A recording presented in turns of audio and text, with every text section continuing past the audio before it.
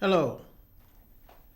How y'all doing tonight for the premiere show of Noah Sports? I don't know whether I should be serious or whether I should tell jokes.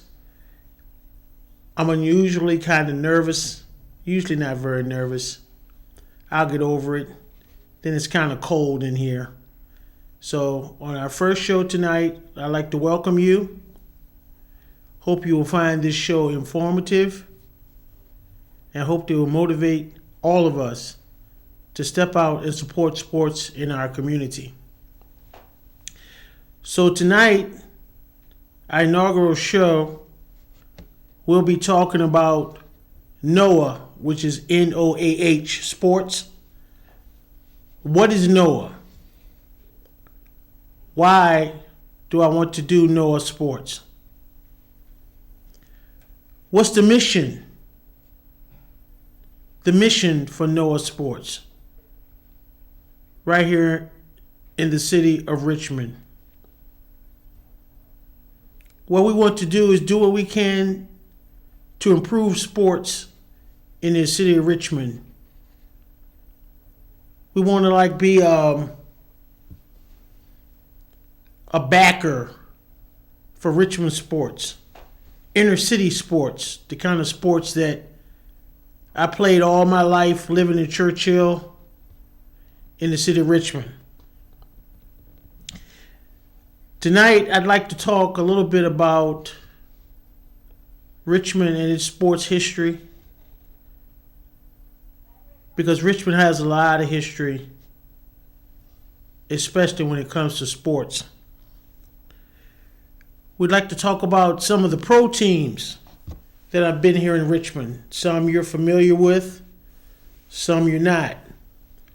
Teams like the Virginia Squires is really impressive to think about. As I was a kid, living over in Churchill, and all of us had our red, white, and blue basketball.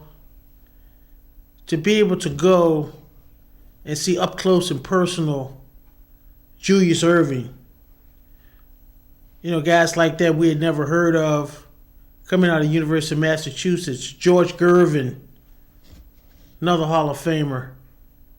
And there also was Charlie Scott. We also want to talk about, of course, the Armstrong Walker Classic, which was a very big thing in our community here in Richmond from 1938 to 1978. We want to talk about also events we had like the Gold Bowl, which was a very nice event with participants like Virginia Union and Virginia State. We also want to talk about, which I was hoping tonight, this is my first time doing this, so some things that I couldn't pull off, like the video I wanted to bring to show when Thomas Jefferson and Maggie L. Walker High School basketball teams filled the Richmond Coliseum with 10,200 people. That's the kind of support we used to have in this city. We also want to talk about the feeder systems, the recreation and parks, and their role and what they're doing and what they can do to improve sports in the city. We also want to talk about things like the Virginia High School League. I was not here in Richmond for about 5 years, just moved back a couple of years ago, and I still can't figure out the current organization of the Virginia High School League. I really don't understand how it works. We want to talk about that. Then we'll do some talking about, we've had some good college programs around here in Richmond with Virginia Union, VCU, and the University of Richmond.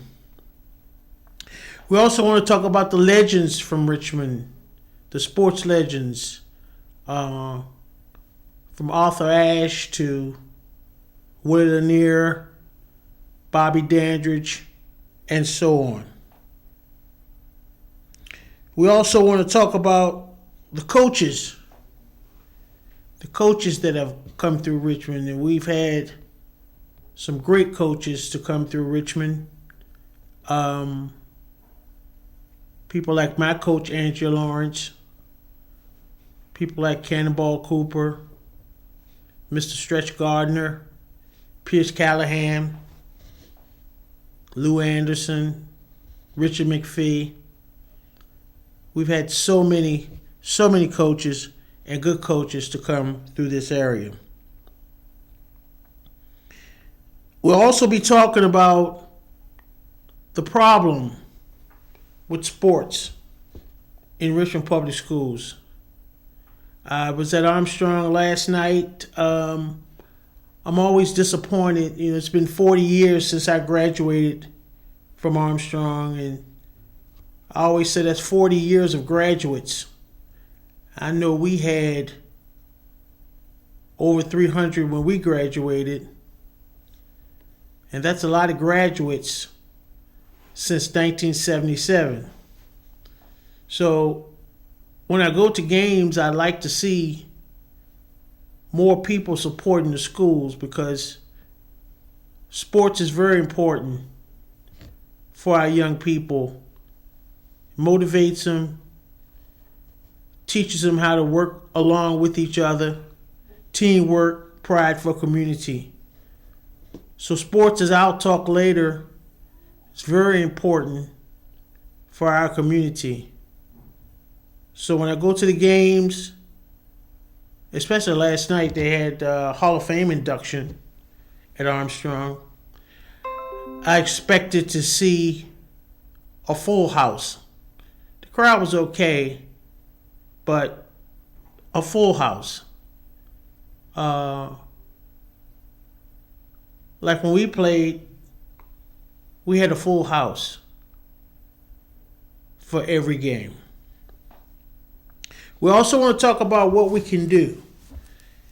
People are very critical, can be critical. I'm critical when something's not right. But I also like to try to work and come up with a solution.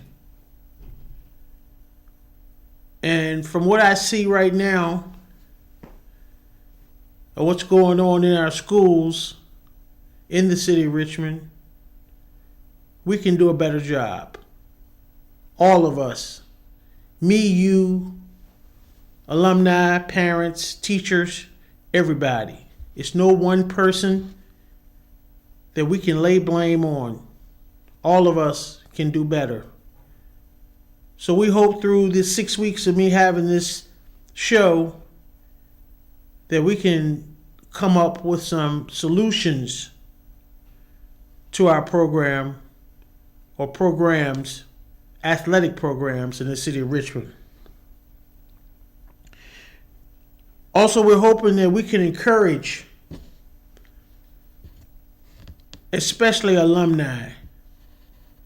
I think about when we were at Armstrong, all the schools had such pride in their school and support for the school, not only from students, but from the community.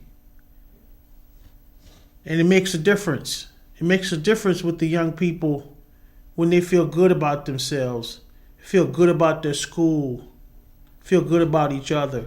It makes a difference. I'm certain that when I was at Armstrong last night, I was told, and I've been told this before, that People don't realize that Armstrong is sitting right in between three public housing and the kids don't get along. Why not? We used to get along. We had kids from Creighton Court, Fairfield Court. We even had some snuck in from Mosby Court. And we got along in our community. School was a unifying force. And it can be once again. So we're hoping that we can motivate people in the city of Richmond, or starting with the city of Richmond, to come back and support our young people and watch them change. Also, this show, too, I talk a lot about sports. We watch the First Take, Undisputed, all those shows. And me and my buddies, we just go at it. We go at it with our opinions about sports. And of course, anybody who knows me knows that I think I know the right answer. And I usually do. I know what I'm talking about now when it comes to sports. And I tell you, I'll battle with anybody when it comes to a sports opinion. And I can agree. If you come with some new information, I can agree with you. I can say you were right, I was wrong. But you better come with the good information. So we're hoping we get some people to start to get involved, call into the show, which I'll give you the number a little later if it's not on the screen. And I'll be answering some questions tonight. I had some people to send some questions to my email. I had them to send some questions, and so we'll be going over a few of those tonight. But who am I? My name is Clarence Kinney. I'm from Churchill, City of Richmond. All my life, except those few years I moved to Baltimore. Went to Armstrong High School, graduated in 1977, played football at Armstrong, played football at Morgan State University in Baltimore, and North Carolina Central University in Durham, North Carolina. Now, Noah was the name of my organization, NOAH, stands for Natives of African Heritage. Now, don't think that means that we only deal with African American young people, because that's not true. It just was a basis that we used, and we do believe in that, but we don't discriminate against anyone. So for 15 years, we had travel basketball teams, we had Little League Baseball, and we had Majorette and Drum Corps, for which we traveled from Florida to New York, having a good time.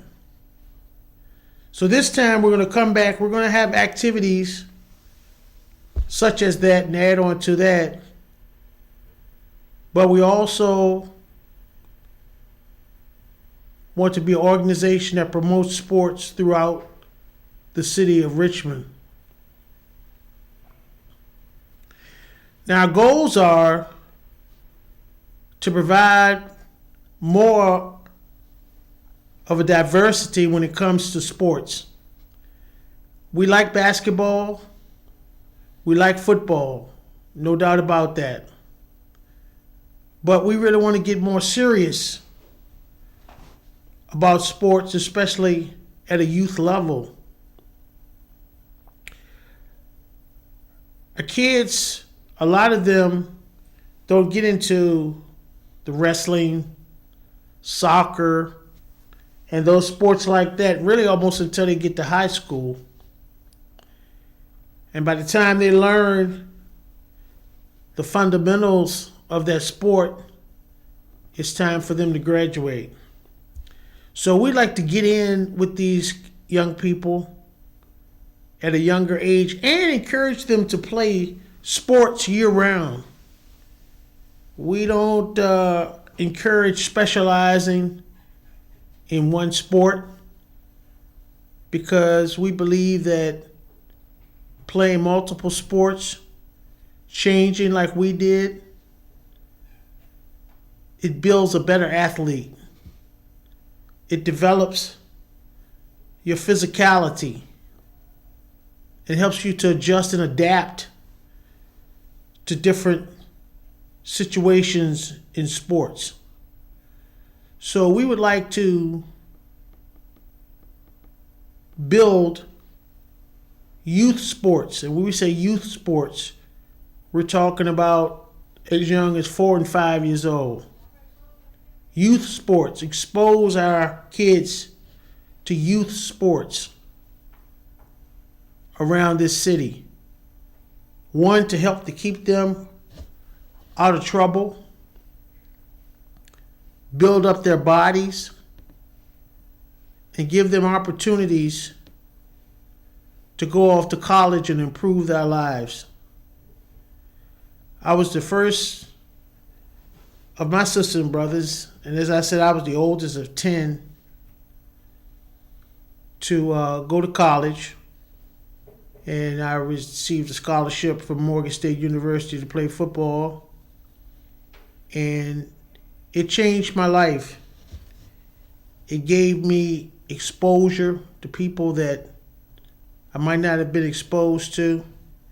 It took me places that I probably wouldn't have went to. Now, we want to say, what can we do to improve sports in the city? Because it's an embarrassment right now, to be honest. And some people think that it's always been that way. You know, when you go to the games and you see Highland Springs doing so well,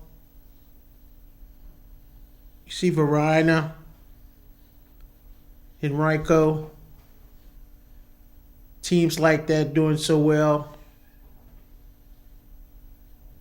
it's because they have a program. They have programs in place.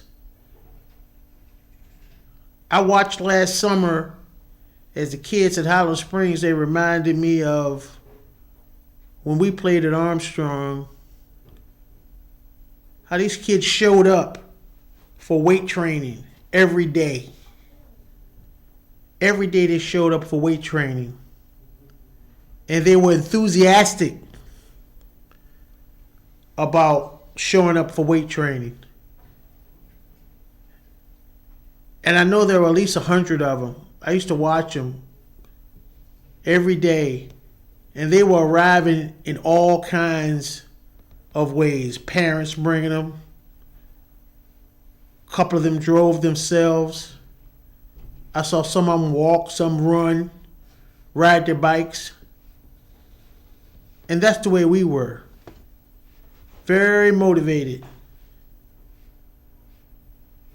But you can't start with these kids when they're in the 9th grade.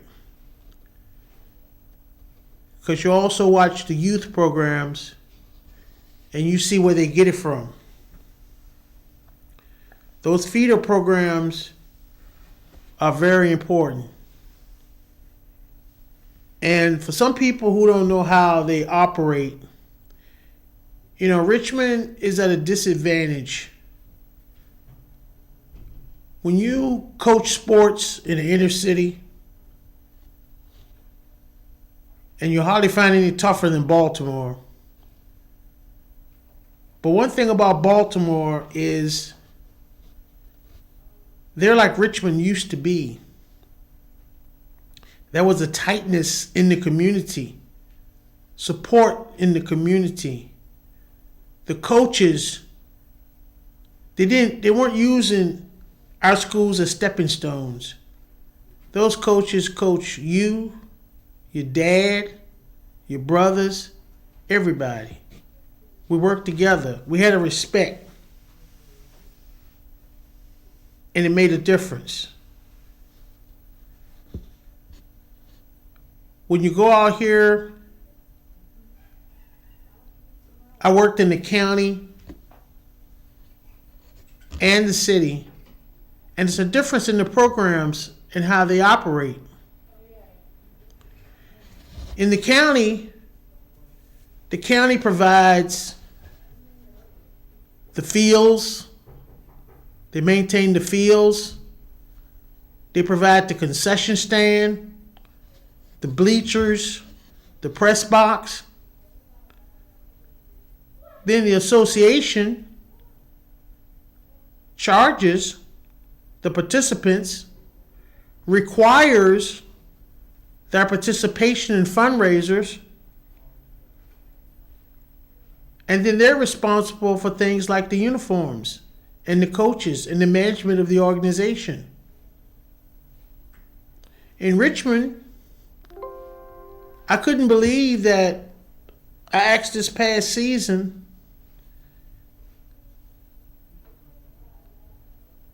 first of all, where was the team that used to play up here at either Bill Robinson or at the Oakwood Playground? And I'm told they didn't even have a team. All the kids were sent down to Powhatan, to Fulton Hill. And me still living in Churchill, I know there are kids out here who want to play football. But you have to motivate them in the right way and consistently and insist on discipline. They're not going to quit. If you're consistent and you're a man and you teach these young men how to have discipline and respect, and you're consistent and you're mentoring them, they'll stay. Our coaches, when I was growing up, my coach at Armstrong, man, this guy, he paid for stuff for kids. He got kids out of jail. But yet he still insisted on discipline from us. Respect. We used to get awards for the discipline that we had. We could practice without the coach. That's how disciplined we were. And we were all right from Churchill and Creighton Court and Oak Grove in Southside, Fulton. And we all worked together. But you have to make people responsible. Like I said, in the city of Richmond, they tell me that the kids still, they pay $30 to play football. I went to a couple of games, not that many parents there. Fields not maintained. Referees late. And I know this all sounds bad, but it makes a difference. It makes a difference. It makes a difference in how serious the kids take this. I've known kids who play sports in the city of Richmond and they're one way. And then when they go to the county, they're a different kid. Because of the demands, the expectation that they have. And we need to have the same thing. And we need to believe in our kids. Our kids can do it.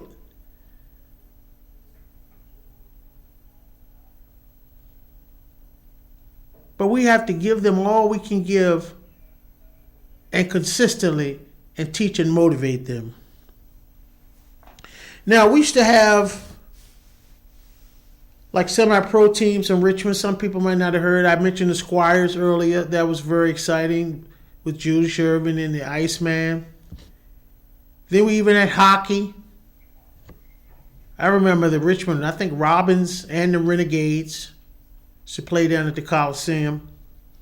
Then there were the Braves. We got the Flying Squirrels now, but for years there were the Braves. And we had such great teams with the Braves.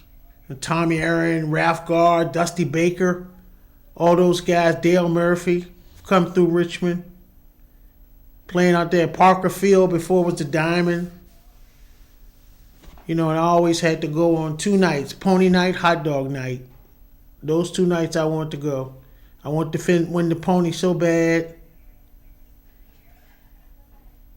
But at least on Hot Dog Night, I loaded up on hot dogs. Also, we had semi-pro football teams. When I was a little kid, the Richmond Roadrunners, I think they're the Rebels also, but they're the Richmond Roadrunners. I remember that because there was a car called the Roadrunner. Also at the Richmond Saints that were affiliated with the New Orleans Saints. We had those teams here.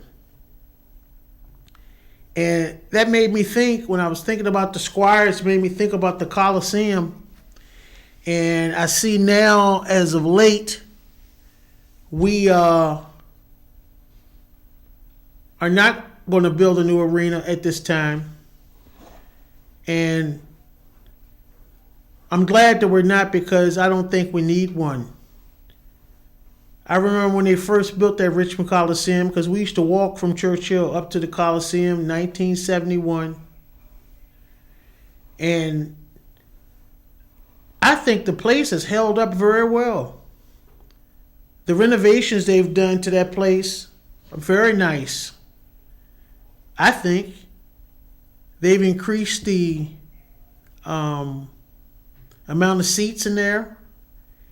And but living in Baltimore, now Baltimore is a much bigger city than Richmond. That arena seats 10,000 people. The same arena the Baltimore Bullets played in years ago. Our arena is nice. Upgrades, yeah, they could use some upgrades. But right now what they're doing, letting it sit there, it's a shame. The place should be opened. And I thought it was funny to hear the city say that they would be saving $300,000 for the city by having it closed. Well, if they were coming to today's marketing of teams and just get a corporate sponsor, which it turned out they revealed that Dominion would pay $1 million a year to be the corporate sponsor for the Coliseum. Made me wonder why they didn't do that before. But like I said, if you go around and you look at some other arenas, you'll find that the Richmond Arena, I mentioned the Richmond Arena, the Richmond Coliseum. We did used to have the Richmond Arena up by Parker Field, but the Richmond Coliseum, I think, is really a decent place. And I do think we do need to do some upgrades to it, but a new arena, I'm glad at this time they've decided not to do that. The Armstrong Walker Classic. Now, the Armstrong Walker Classic, that game really made a difference in this city. And it's a shame that in 1978 that game ended. We truly played, people would debate how many folks were at the game, but I know the games I played in, I'll say there were at least 30,000 people. The city stadium was full. Everybody was dressed up. All the orange and blue and green and white ribbon was sold. Game was crowded. All the buses sitting and waiting for people. And that one game allowed Armstrong and Maggie Walker High School to pay for their athletic programs for the whole year. Not only did it do that, it motivated many kids, stayed in school just so they could play in that game. Many parents stayed in the city so that kids could play in that game. You know, I tell people when I was in high school, Verona, I think might have been 2A. Highland Springs was pretty good, but they all became very good when we stopped that Classic and folks started moving out into the county and playing for those teams. But that Classic really made a difference. And it's really a shame that it doesn't exist today. because it really motivated not just the football team, but the band, the ROTC, the Queens, everybody. Gold Bowl. Gold Bowl was here in Richmond. Gold Bowl started out as the MEAC champion, or some people call it MEAC, against the CIAA champion. One of my teams from North Carolina Central even played in that game early, but it turned out, or it became the Virginia Union, Virginia State game. It did a lot to bring out people in the community, and I was so glad to see the HBCU get the support. I don't know what happened to that game, but that's another example of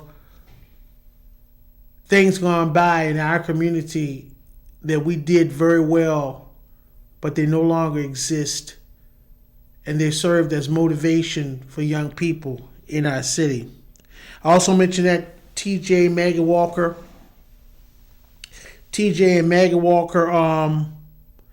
game at the Coliseum.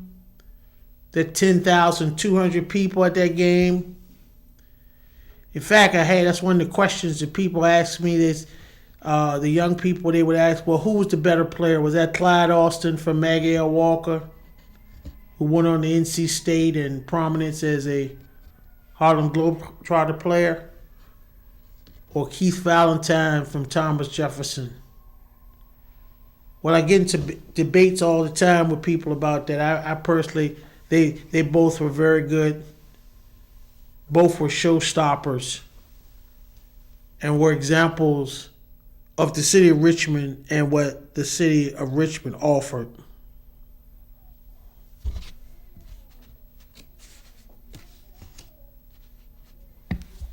Now, also when we talk about arenas, they talked about the Ash Center. I'm so glad there was, at one time there was a question whether that they were going to get rid of the Arthur Ashe Center.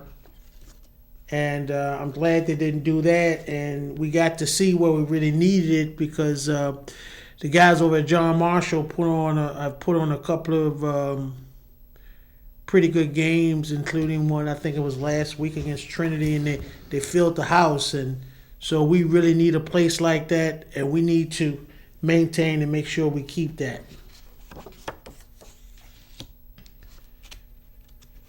All right, now we talked about the feeder system, and that's one thing I'm trying to do for next year. We're hoping to develop a youth football program, mainly in the East End of Richmond, to support Armstrong and their feeder program. I went to watch them play this year, and I felt bad for the coach. I'm sure they're doing the best that they could, but it's hard to do something with 20, 25 kids, 30 kids, and also not have a JV. So we're hoping to help them to build a program over there, or not over there, but over where I live in the East End. Also, the Virginia High School League, I don't get it. Some people, when I first came back and you had some of the city teams making the playoffs and they won 2 or 3 games, I wonder what people think about that. I wonder what they think about that. I don't think that's motivational. Some folks were excited and happy that the kids were going to the playoffs, but personally, I don't think that was good. I don't think it was good motivation. We can do better than that. I know we have good athletes, and besides the fact we don't have a feeder program, we're losing some of our kids to some of these private schools who are coming in and scouting our kids, and people not understanding that we need to keep our best that we have in our community. Also, while we've been here in Richmond, we've had some good college programs, like Virginia Union has won 3 national championships. They've had great players like Charles Oakley, Ben Wallace, Jamie Waller, A.J. English. These guys put on some shows over there at Barco Stevens, and we're hoping we can encourage people in the community to start supporting Virginia Union, the local HBCU team, and we hope we can get you all to start to go out to Barco, take some kids out there so they can see we got some good basketball going on in the city of Richmond. Then there's VCU. VCU's doing a good job here. We were talking about, somebody asked, well, who do you think is they like Shaka Smart? Well, you know, my favorite coach at VCU was J.D. Barnett. Really did a great job here. I'm not sure, but I think he's first or second total wins at VCU, but that wasn't just it. It was like, you know, the team was just so good, so competitive. They played great competition down there at the Coliseum when they used to play down there just before the Siegel Center. Coach Grant and Coach Smart, they were good as well. The VCU had a good program. Then there's University of Richmond. Coach Turner taking his teams to the NIT. Just showed that Richmond all around was really, really a good place to be for college athletics. And also, with this being Black History Month, we have some, Black History Month, we have some great athletes that were born right here in the city of Richmond. People like Arthur Ashe. Arthur Ashe graduated from Meg L. Walker High School, or at least he attended Meg L. Walker. You know, actually, think about it. I was told he didn't graduate from there, but he did attend Meg L. Walker. He's the only black male to win the singles title at Wimbledon, the U.S. Open, and I think the Australian Open. Then we have Hall of Famers like Willie Lanier, who was a graduate of Meg L. Walker High School, a Hall of Fame linebacker with the Kansas City Chiefs. We have Ray Dandridge, which a lot of you probably didn't hear of. He's from Churchill. He played baseball mainly with the Newark Eagles of the Negro League, and he's a Hall of Famer from the city of Richmond. There's Bobby Dandridge, who played a lot of his career with the Milwaukee Bucks and the Baltimore Bullets of the NBA. You also had people, as we mentioned earlier, Clyde Austin. We had Charles Bonaparte from Armstrong High School, another great to come through the city. We've had pros like Paul Pressey, Emma Sherrod, Gerald Henderson. Most of these guys played right back in the 70s when every night the gyms in the city of Richmond in the Capital District, which was Armstrong, Walker, TJ, John Marshall, George Wythe, Huguenot, and John F. Kennedy. There was a game every night in the city of Richmond. People were at the ball games cheering on our teams. It helped to keep them out of trouble all through this city. And they were led by the coaches, the great coaches that we had in the city of Richmond, like Mr. Maxie Robinson, who coached several sports at Armstrong for over 40 years. People like Mr. Stretch Gardner from Maggie L. Walker. Cannonball Cooper, coach football up at Maggie L. Walker. Angela Lawrence, coaching at Armstrong High School. He coached me at Armstrong High School. People like Mr. Richard McPhee, who did such a great job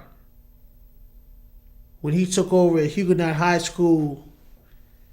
Not only did they have good teams, but kids were going to college at a high rate. Coach Lou Anderson, who coached at Maggie L. Walker, Marshall Walker, and Virginia State University. All these guys, they were committed to the youth of the city of Richmond. They make a big difference. We even feel today, they had the commitment. These guys would do things for kids that were considered unusual. I know myself. I got put out of school for a whole year. I'm not ashamed to say. And my coach, Angela Lawrence, he didn't give up on me. This man used to come to pick me up. He was a college referee. And this man used to come to pick me up